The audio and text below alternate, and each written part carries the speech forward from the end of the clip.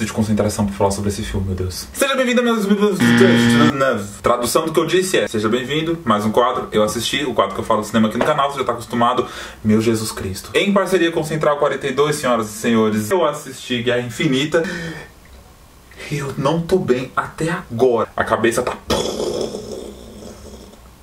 Fui arrebatado, fui atingido aqui, ó. Que filme é esse, Jesus? Pra que fazer isso com os nossos corações, Marvel? Você tem na sua cabeça, ó, criança assistindo aquilo ali, as crianças de 35 anos com barba na cara, com filho pra criar, chorando por causa de herói de cinema. Vai ficar tudo bem. Eu vou te pôr num potinho te proteger do Thanos. Tudo vai ficar bem. Confia em mim. Vem cá, tu é virgem ainda? Ficou ofendido, gente. Liga não, moço. Vira padre. Olha, é aquela coisa, a Marvel passou nos últimos 10 anos se preparando pra esse momento. O momento em que ela ia pegar nossas mentes e... Os últimos 10 anos foram dedicados a construir personagens e super-heróis um por um dos principais membros dos Vingadores para que você conhecesse o que eles são capazes de fazer quando eles são levados ao ápice, quando eles são levados ao extremo. Todo mundo é levado ao extremo, seu coração é levado ao extremo, entendeu? Uma hora meu coração tava muito olodum, tava...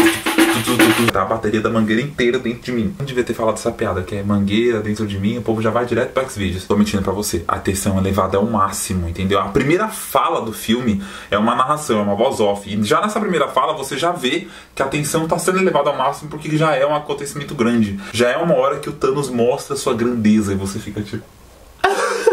Geralmente quando eu tô fazendo esses vídeos de crítica aqui no canal, eu separo a minha crítica exatamente como é os filmes, que são separados em atos. Então eu vou falar no primeiro, segundo, terceiro ato e aí o ato final. Só que esse filme é diferente, sabe por quê? Porque o filme todo me parece um ato final. Nossa, então os caras só fizeram um monte de explosão que geralmente acontece em filme de super-herói no ato final. Não, não é isso. São 10 anos de história de um estúdio que preparou você, personagem por personagem, que fez você conhecer cada membro fundador dos Vingadores e todos os personagens que são seus adjacentes, para quando chegasse o momento de enfrentar o Thanos, que é o momento agora, você já sabe de tudo que aqueles personagens podem fazer com as suas habilidades. A gente está há 10 anos de histórias com o primeiro ato, o segundo ato, agora o ato final. Então a sensação que dá é que esse filme todo é um ato final, porque assim, é porrada atrás de porrada, dá uma surra no espectador. Isso é um pouco de defeito do filme, porque eu achei que o filme não tem um certo respiro pra algumas coisas. Eu quero que meu toba caia na minha bunda se eu estiver mentindo aqui pra você nesse momento. Teve uma hora que o coração bateu muito forte. Falei, caçamba, eu vou ter um infarto por causa de um filme de super-herói. Muito tempo atrás eu venho falando em todos os meus amigos, e eu falei em alguns vídeos aqui, poucos vídeos, muita gente não vai lembrar, ninguém se importa. Eu vinha falando que seria muito difícil você fazer um equilíbrio bom no Guerra Infinita, porque tem um número absurdamente gigantesco de personagens. Quando você leva uma equipe, por exemplo, como Guardiões da Galáxia,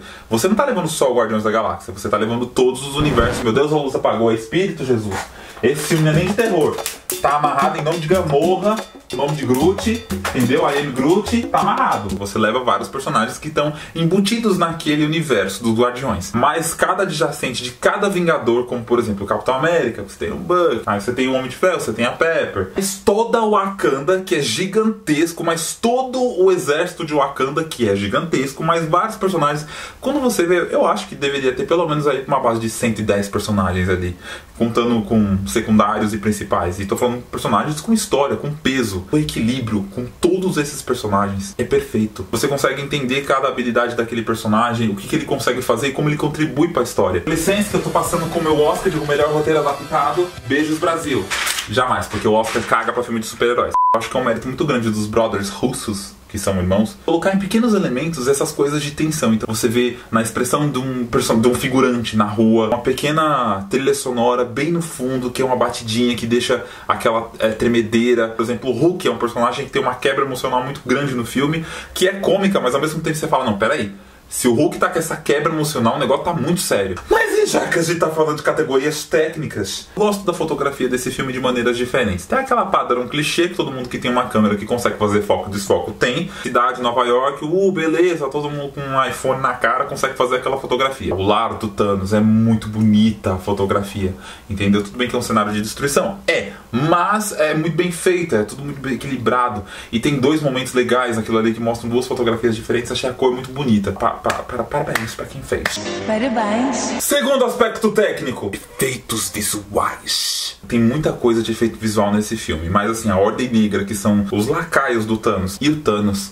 tão perfeitos. Tem uns closes bem na cara do Thanos, assim, você consegue ver cada detalhe, cada poro dele, o queixo dele, que é aquele queixo murcho, sabe? Tem até as rugas do Thanos você consegue ver. É muito perfeito. Eu, por exemplo, estava conversando no Instagram com um amigo meu que é o Douglas do Doug Channel. Depois você pode conferir lá os vídeos do Guerra Infinita do Doug Channel. Não, deve ficar bem legais, eu não assisti ainda porque eu tô gravando o meu. Eu não consegui ver nenhum corte que eu falava, nossa, esse corte acho que meio desnecessário, não precisava estar ali. Eu acho que parte desse equilíbrio que eu falo no filme, tanto dos personagens quanto do roteiro, também é um grandíssimo mérito da edição. Na hora que o Capitão América aparece. Que homem. Crush é crush, né, gente? Aí também aparece a Viúva Negra e eu... Nossa, que mulher. Crush é crush, né, gente? Aí aparece o Falcão. Ah, isso aí, legal. Não, mas é sério, eles aparecem num momento meio que crucial no filme e é... Caramba.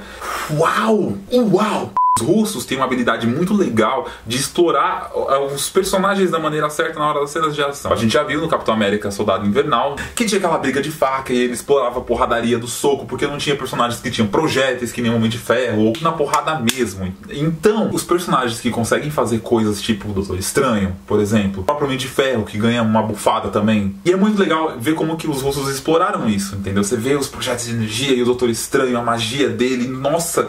E o Jesus do céu, que o Hogwarts aqui tá tremendo toda querendo saber como que ele consegue fazer a magia sem a varinha. Então é mais um ponto para esses diretores que conseguem fazer cenas de ações sensacionais. Deus é o responsável por todo esse rolê que estamos vendo nos últimos 10 anos, até chegar aqui nesse ápice em que ele aparece. A presença dele fez uma diferença gigantesca no universo Marvel, quando ele aparece assim. E ele é um vilão sensacional, o bicho falava...